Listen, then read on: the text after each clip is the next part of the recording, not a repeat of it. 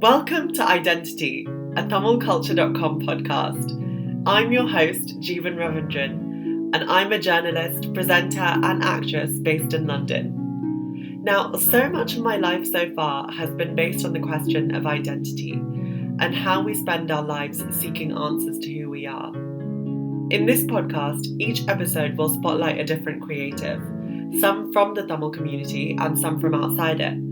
We'll be chatting about how we grapple with our identities and take ownership of our narratives, whether it's through art, politics, literature, or activism. Our hope is to inspire your journey through their insights on identity.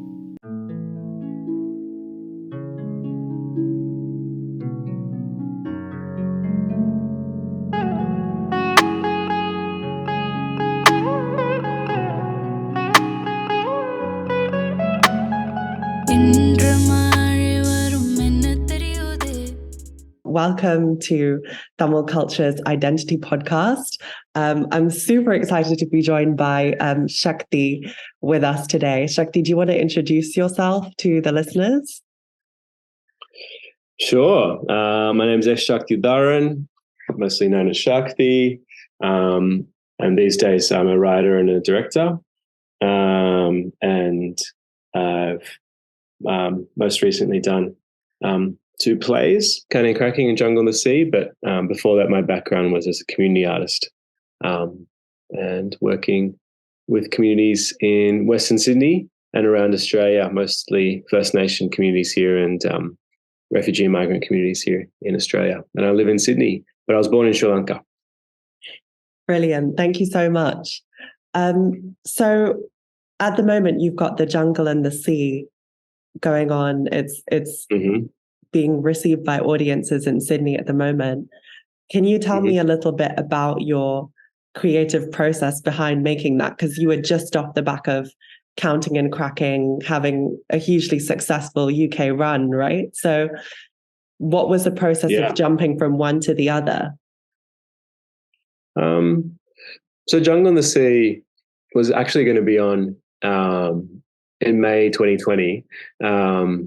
And that was because we premiered Counting and Cracking, the first play, in early 2019. And myself and Eamon Flack, as the artistic director of Belvoir, which is the theatre company I'm partnering with for these two shows, really wanted to make sure that the success of Counting and Cracking, because it sold out before preview and won lots of awards and had an amazing reception with the Sri Lankan community here. And we wanted to make sure that would be the beginning of something new rather than, a flash in the pan, because it was not like shows that are normally put on in Australia at that level.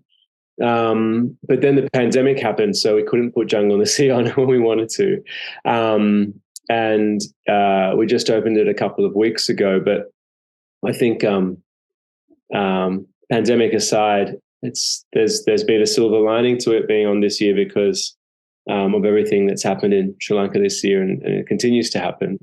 And The Jungle in the Sea is about a family that lives through the Sri Lankan Civil War, and it particularly focuses on 1995 and then the final months of the war, and has a storyline in the present day as well. And it attempts to turn an open heart to those events and gather my community around that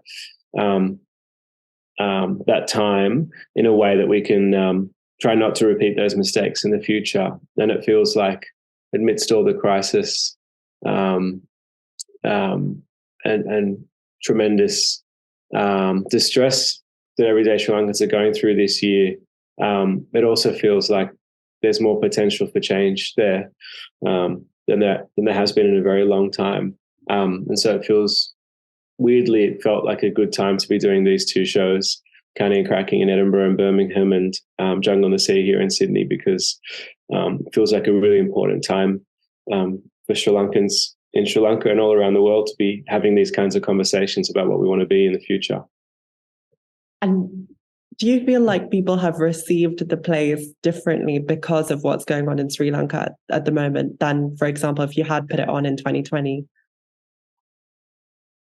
Yeah, I think definitely the Counting and Cracking season in the UK was affected by that. There were Sri Lankans who came to that from all around the world and from Sri Lanka, and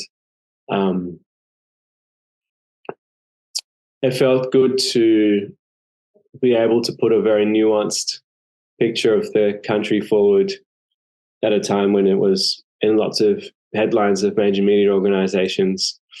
And it felt good to be able to, something I think the arts can do is really look at the root causes of things and the long-term reasons things happen and the potential long-term impacts of things if we don't change them. And it felt really good to be able to bring that long-term thinking and historical thinking to the issues that are happening in Sri Lanka right now. And I think on a very personal level, there's something quite beautiful about theatre's ability to provide a collective experience to people that's quite vulnerable and allows many different truths to sit side by side. And I think both the plays are a kind of experience which allows Sri Lankans to really celebrate what we love about ourselves and our culture, and also grieve for what we've lost, and kind of collectively discuss then what we want for our future. And traditionally, we're not very good at those things. Like we're quite good at being hardworking and resilient. We're not very good at vulnerability and public emotional maturity. So I think to allow parents and children to talk about those topics, to allow friends to talk about those topics this year was really good. And I think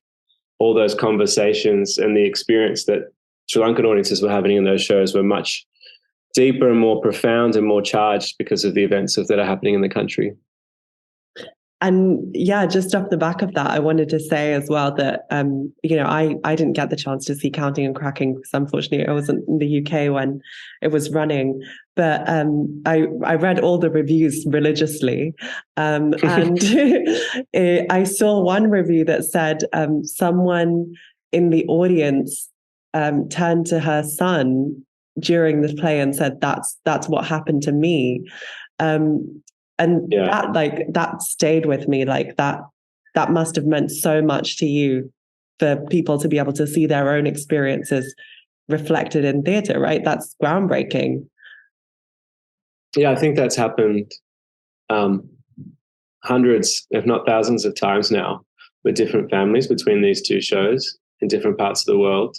And it's the primary purpose, really, of these works. Obviously, there are all sorts of other purposes because these shows have really amazingly been embraced by much wider audiences. But in terms of the Sri Lankan community response, I think, and the same thing, my mother's been on the same journey with these works. But, a lot of the people who are now in their, say, 50s or 60s and older come to these shows.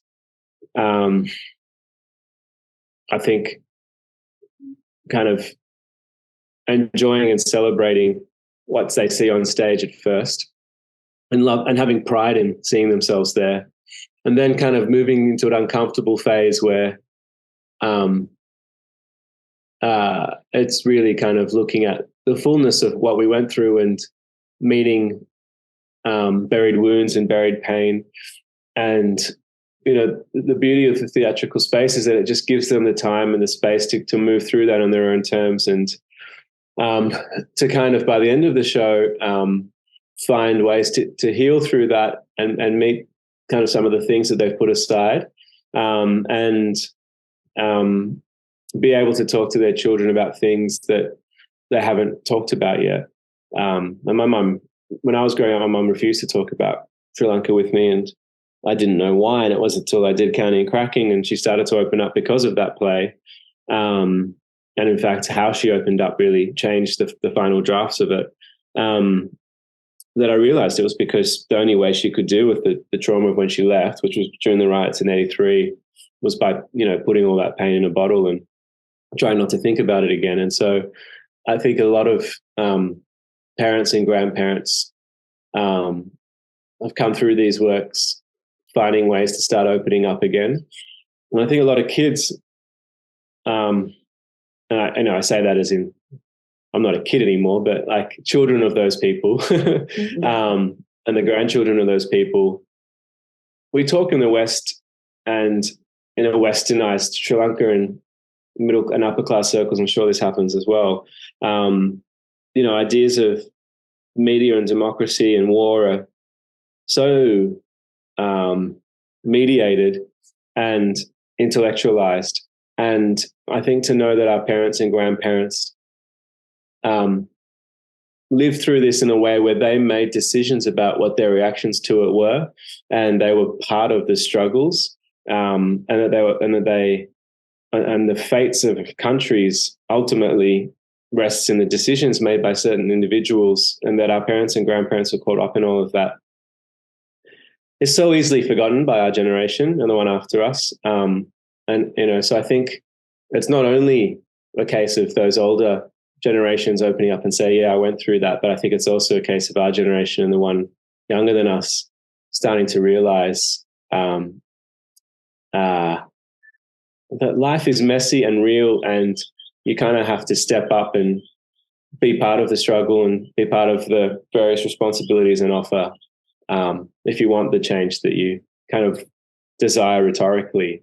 And so I think that's a wonderful meeting point of generations to have that kind of knotty conversation.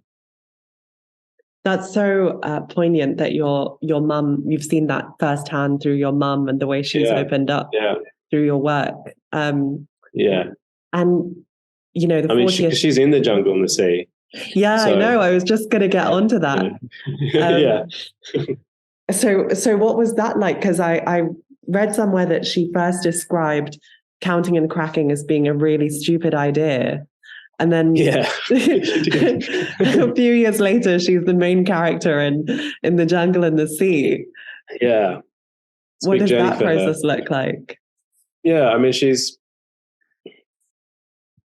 a Bharatanatyam dancer and internationally renowned, and she's been dancing since she was 5 or 6, but she kind of knows how hard a career in the arts is in a very real way because of that, and was in no way supportive of me going down the same path. And so adding both choosing to do the arts instead of being a lawyer or a doctor or whatever, adding to that also looking at topics, as I developed in my artistic voice and practice, looking at topics that she preferred left uncovered. She thought it was all very, very stupid. And my uncle used to call me every week and ask when I'd get a real job, and I think lots of Sri Lankan Tamils would be used to this. Counting and cracking really changed all that for my family. I think they really saw how theatre could be useful and how it was a kind of space to be able to reflect on life and represent life in many ways in a truer and more real way than you can when you're actually living it. And that there was healing that could happen through that, and a deep sense of belonging, like be embraced by wider Australian audiences of counting and cracking, really surprised us all and was so what it made me realize was how important public fund are their full selves inside their close circle of friends and family, but put on a simulated version of themselves in public, in work or public life. And doing these shows meant that we were just showing all of our gloriousness and messiness in public. And for that to be embraced by the wider Australian public was an act of deep belonging, like a kind of radical act of deep belonging. And I still remember when there's these awards here called the Helpmanns, which is like our equivalent of the Tonys. And we got nominated for as many awards as Harry Potter, the musical. And then we beat Harry Potter, the musical, in all of them. And my granduncle, like that was a very popular WhatsApp post that was shared in Lankan circles because beating Harry Potter was like this kind of realization of what the arts could be. And that a Sri Lankan story, that their story was considered as important as Harry Potter, and could be more celebrated than Harry Potter, was head spinning to them. And I think what happened in my family was a microcosm of what was happening in lots of families in different parts of the community because of that. And so my mum went through all that experience. And then in The Jungle and the Sea, there's a character who's an older woman who's a mother who she's on stage almost all of the show, and she doesn't have a lot of dialogue. She's got dialogue, but not heaps. But she's blindfolded for a lot of the show, and she needs to communicate a lot through her body and needs to have incredible stage presence. And it's a very difficult role for someone to get right. Quite suitable for a dancer. And both Eamon and I, my co-director and I, were like, this is perfect for Anandavali, my mum.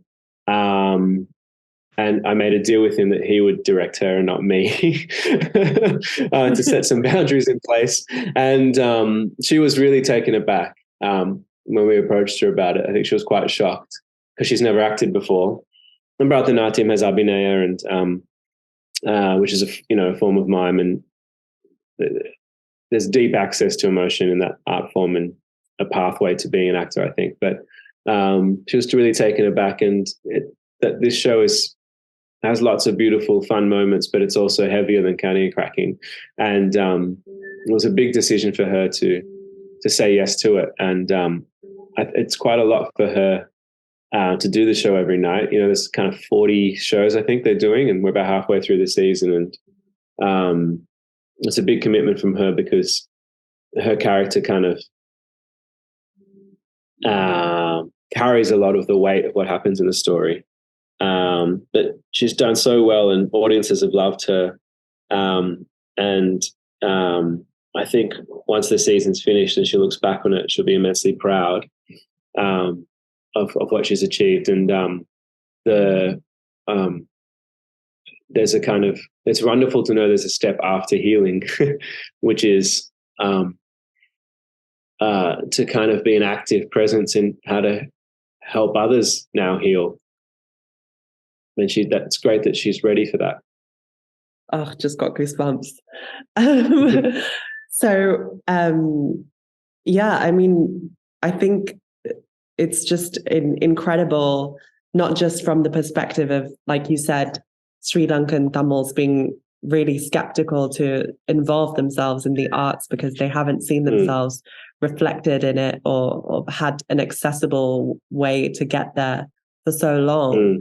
And then, like you mentioned, this preservation as well, like of our history and trauma.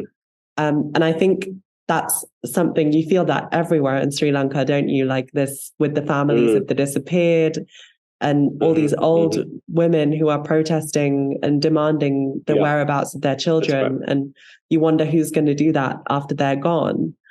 And exactly. And that's a big part of this show. And with that preservation, do you feel like that means future generations will look back at our history differently than what we had access to? I think definitely they will, and I hope our generation can make it that they look back on it with more resources and more positively than we were able to.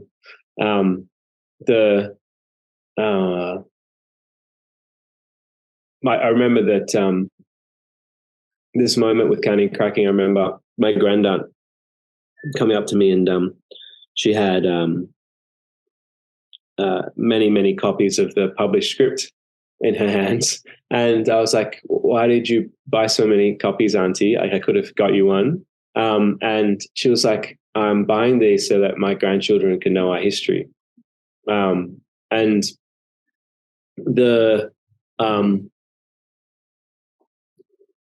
I didn't know I was doing this, and it comes with great responsibility, and it's kind of a vexed task that they'll always be quarters that criticize if it goes well, but that's kind of part of the job. But I didn't realize I was doing this, but I'm becoming more cognizant now that these are kind of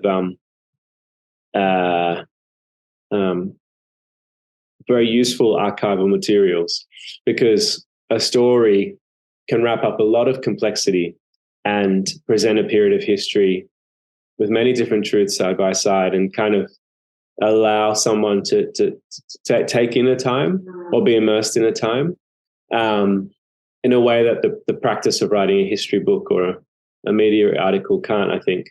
And one of the Q&As we had after Counting and Cracking, there was a Sinhalese actress, Nipuni Sharada, who played a domestic help character of this Tamil family in Colombo, Sinhalese character.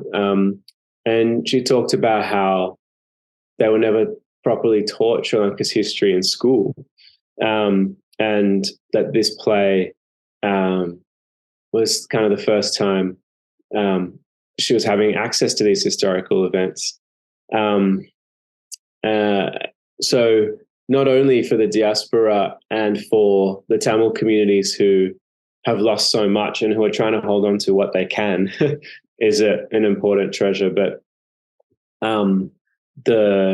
I think the Sinhalese community and also the broader South Asian community and the other broader communities around that, it's a chance for them to engage with histories that have been hidden from them, and purposefully so. And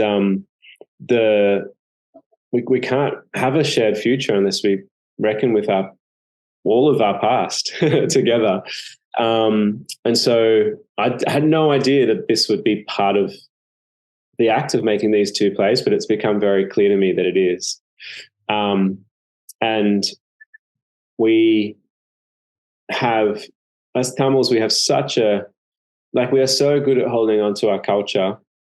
You know, there's, and, I know that that's vexed as well, and there's caste and class issues through all of that. But compared to a lot of other communities around the world, we have held on to traditional Tamil art so well, and it'd be and our language, and it'd be a real shame to do that but not hold on to our history properly. And that's where we have a gap and where we're more lacking, I think, in the sense of dealing with those more difficult subjects. And it's a role where artists can step in and can contribute. It's a space where we can do something useful and helpful, I think. And off the back of that, I mean, you've said before that, when you were diving into the history and going back and speaking to your relatives, that you found that the subject matter was way more complex than you had realized, and that you weren't going to take sides. And there will be, I'm sure you've had this already, but there will be factions that have issues with that, especially maybe in the Tamil community, where people will feel like you have to take sides and kind of have to do this selective reckoning. So what's your response to that, or how do you react when people broach this topic? I think everything in those two plays is true. Both of those plays are works of fiction, but every tiny detail in them is true. And they're kind of they're both epic stories that span many generations and timelines, but they're these epics that are drawn up of the mosaic of everyday life, of real life. Both of those works were done through either real stories collected through my own family or through the wider community over so many years, 10 or more years, and very kind of long and deep interviews with a very broad section of the Sri Lankan community in Sri Lanka and around the world. And then the scripts were developed in a ongoing consultation with people who live through the events that are in both those scripts. And what they say changes the scripts, dramatically. And so on a basic level, that's all I can do. Like, that's my first principle. Like, I have to make sure that happens so that I know that it is real and true to a certain broad section of people. And then after that, I think there's a real kind of, I think there's a distinction between speaking up about injustice and telling a story that you hope lays the groundwork for a path towards justice. And it's very easy to confuse the two. For me, my personal belief is that laying the path towards justice involves many different voices and parts of the community being able to gather around a story and to have many different truths gathered there. And for us to be given the agency as an audience to make up our own minds and to respect an audience, to have the intelligence to do that. And I think that's also how life works and how communities work. We don't live in a black and white world, and the most dangerous kind of stories are the ones that force us into thinking that life is more black and white than it is. And there's a lot of people in our community, I think, who agree with that and who have really sophisticated, nuanced thinking about everything that's happened in Sri Lanka since independence. And I think that's worth celebrating and shining a light on, that we're really quite a smart community, and we're quite capable of holding and handling complexity. And during the war, I think some of the more polarizing elements of the Sri Lankan community on both sides and many different sides kind of were reductive around that and set up ways of thinking where you had to choose where you stood, or you couldn't contribute at all. And one of the most useful things we can do in this post-war situation is not engage, I think, anymore in that simple binary, and have a more complex discussion and trust that our community is up for that. And I really believe in that. And I've felt that a very strong elements of the Tamil community and the Sinhalese community believe in that too. And then there are those who don't agree with me in any of this. And they've made their thoughts clear to me. And, they still write reviews where they lay out very clearly what they disagree with, in Tamil and Sinhalese, and they still tell people that they have to come and see the show. And I think that's wonderful. It's like, if I can create a space in which everyone listens to each other, and I feel safe to say what they disagree with, and they still listen to what other people have to say, that feels like a pathway towards reconciliation and a pathway towards justice. And that's probably better than making a piece of theatre which a very tiny slice of the community agree for. So it's a more difficult path, but I feel comfortable being on it. And the only reason I feel comfortable being on it is because there are lots of diverse Sri Lankan Tamils and Sinhalese and Burghers and Muslims and so on who are supportive of that too.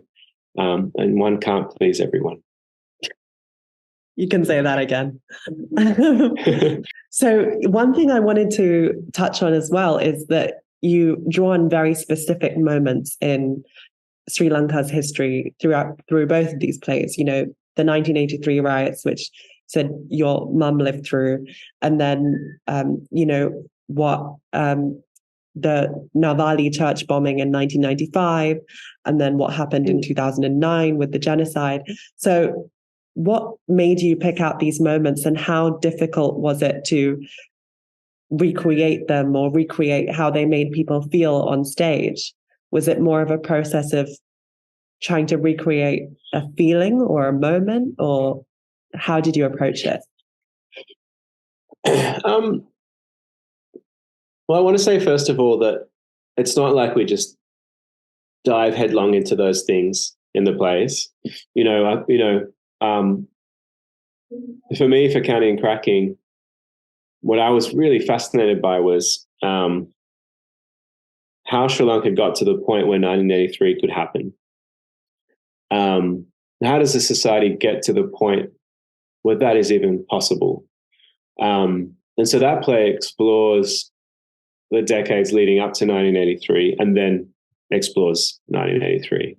And so that context, I think, is crucial, because what we're looking at is, I think the politics of division, when they occur because politicians believe that creating division in the communities they're supposed to lead, they can see that will lead to short-term gains in electoral power. And that's true. Like, it is possible to make short-term gains in power by creating divisions in communities. And I think you see that happening from 1956 onwards in Sri Lanka. And when a country starts to clock on to the fact that there is an ability to appeal, to create the idea of a majority in a community by appealing to certain simplistic aspects of them, whether that be a race or a class and so on, that's a very kind of, there's a potential for repeated pathways to power through to electoral wins. It's exactly what Trump's manifesto was as well. And the politics of division, the consequences of them when they're repeated is long-term violence.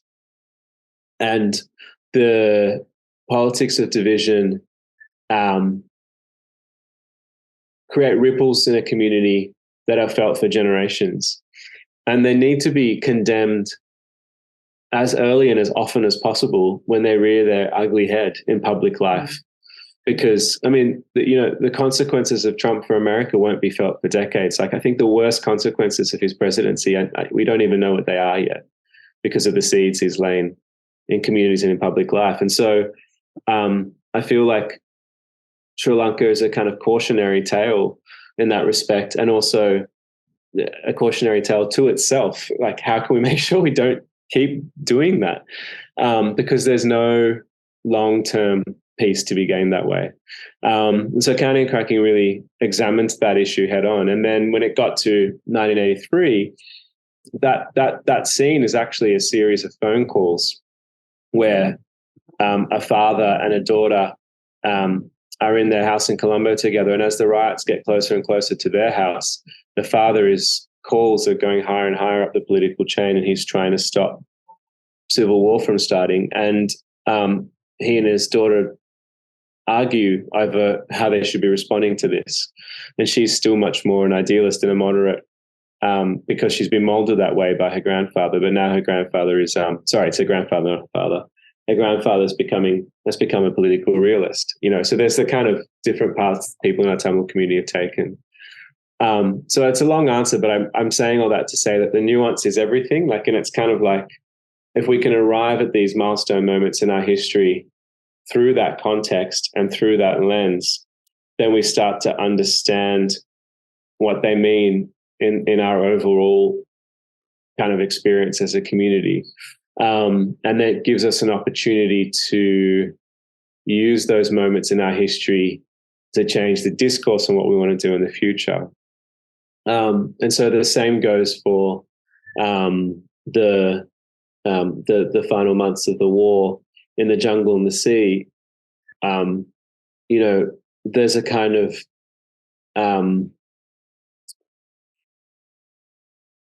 desire to honor the determination and resolve of the people who've survived that war, those mums and those women who are at the forefront of these protests, still searching for their missing, have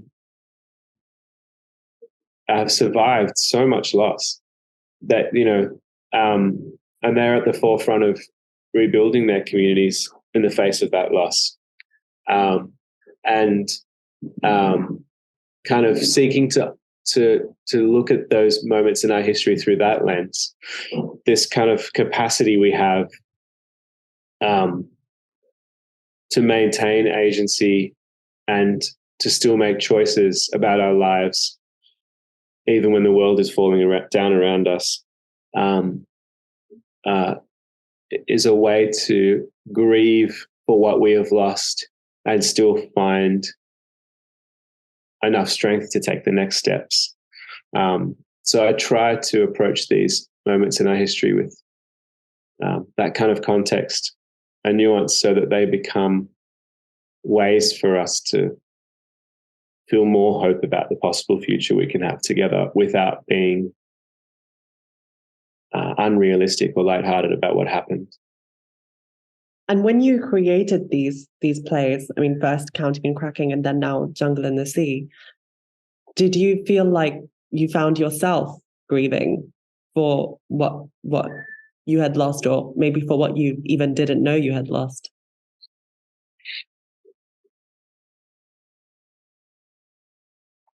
I think if I wasn't an artist, it would have been an incredibly difficult and painful process, because I wouldn't have known what to do with the pain. I definitely didn't know what I had lost. That was the first step. Counting and Cracking was an opening up of what I had lost. I mean, my great-grandfather, bit of a maverick in Sri Lankan political history, and in the arc of his life, from a kind of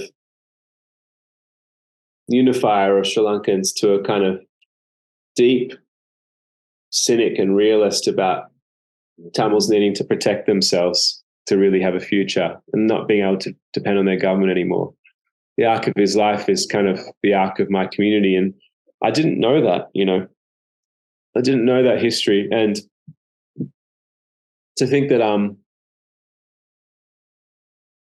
I sometimes I don't go in for any of this. I'm not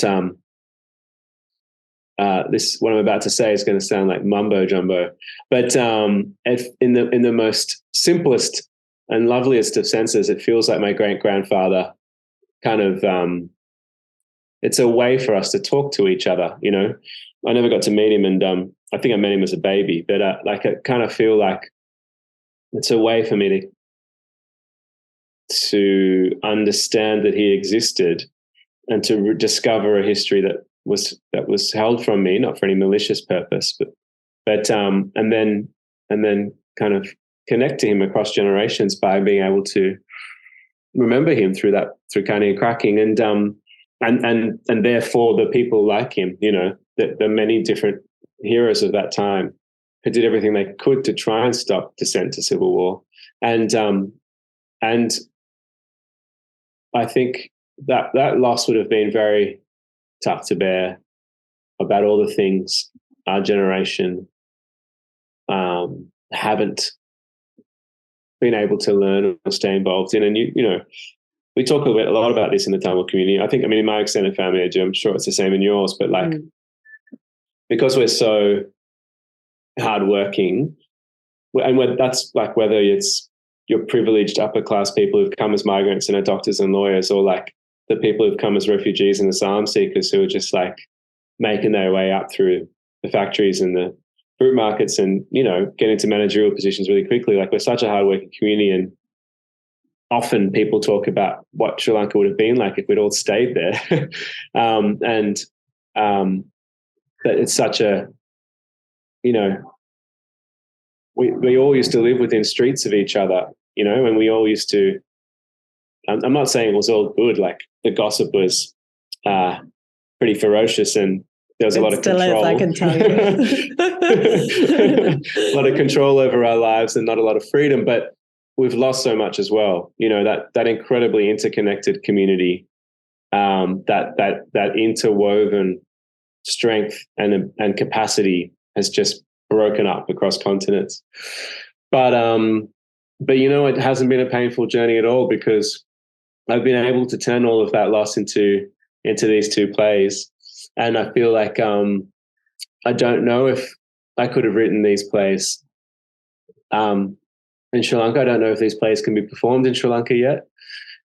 And so it's really nice to think that, and the diaspora is so useless often and not helpful. And so it's really nice to think that we can do something useful in the diaspora and contribute. And it's really nice to think that through all the discovery of what we haven't been able to gain and the real kind of bleakness of the darkest moments of our history, is actually a culture that's really worth celebrating. And I feel way more deeply connected to than I did before doing these works. And that you know, I've mitigated the loss by being able to give something back through my work. Yeah, that's all. I mean, that's all you can hope for, like as a theatre maker and an artist, right? Like, to be able to turn that raw emotion into something that other people who have no lived experience of it can then come and experience. That's right, and ultimately, there's pride in that. Like, there isn't the overall outcome of these two works. We have to move through the pain. We have to know what we went through, but the overall outcome, I think, is pride. You know, there's a real deep sense of pride of this is who we are, and it's okay to talk about it, and it's okay for the global audiences to talk about it too, and to know what we went through, and have empathy for that. And do you find yourself, I mean, you mentioned that we're scattered across continents when we used to live streets from each other, which I think is such like an incredible thought. And, you know, we had these identities here, and then we've come to acquire other aspects of identities or compounded identities living in the diaspora as well. So do you find that there's still a shared thread that connects all these different diaspora communities? Do you find yourself almost stitching those threads together through this play? Do you mean between different migrant communities that have settled here in Sydney, or do you mean different elements of the Sri Lankan Tamil diaspora around the world? Yeah, the Sri Lankan Tamil diaspora. Oh, 100%. Yeah, I mean, that was always a theory in my head, but no, these plays have taught me that we are absolutely a global community that has so much common experience and shared values. And, you know, and I'm saying that having been deeply criticized by corners of them, I still feel the overwhelming message is one of commonality, to be honest. You know, we're not the type of and did nothing about it. We just want to argue about what we're supposed to do about it. That's excellent. You know, that's a really good starting point. And the passion, you know, that we have and share, and the pride we have, I constantly find that inspiring. And also our capacity for change. Like, I'm not saying, like, so many things about our community seem fixed, like our seeming incapacity for emotional vulnerability. But these stories have unlocked that, no, we're very ready for it, and we're capable of those conversations, you know, and we just need the right unlocking mechanisms, you know. And yeah, no, I feel very, very strongly that we are a global community. with a lot of commonality between us, and that we're quite ready to tackle the more knotty issues that we face. And when it comes to tackling those issues, obviously there's stuff in here as well that a lot of other migrant communities, I can imagine, will also resonate with. Have you found people from various other communities or marginalized groups as well coming up to you and saying that? Yeah, absolutely. I think it really strikes a chord with Irish communities, South African communities, quite a lot of different communities across the African continent. The way, and that's because I think when I'm talking about civil war there, and then the way our families operate, just how incredible our women are and how strong they are. I feel like a lot of Mediterranean communities resonate with that. And so there's kind of this, and Middle Eastern communities. And so there's this, and I've got a lot of close Lebanese friends, and we often kind of just talk about how you just wake up some mornings both with this deep kind of yearning in your chest to be back in the homeland. And then other mornings you wake up and you're just like, how much more trouble can a place go through, and you feel very lucky to be where you are, and you feel a lot of worry for the family and people, in the homeland. And so that's a very shared experience amongst lots of migrant groups. And I think that solidarity is really, we have this part of Sydney that we call Western Sydney, and kind of across the southwest of Sydney, which is the majority of it, is kind of where most of the migrant communities have settled. And if you were to walk from my house to get a coffee or a dorsey or something, at the shops at the train station, you pass by so many different cultural heritages, and the kind of interweaving of all of that is kind of what it means to be from Western Sydney. And there's a shared solidarity there, which is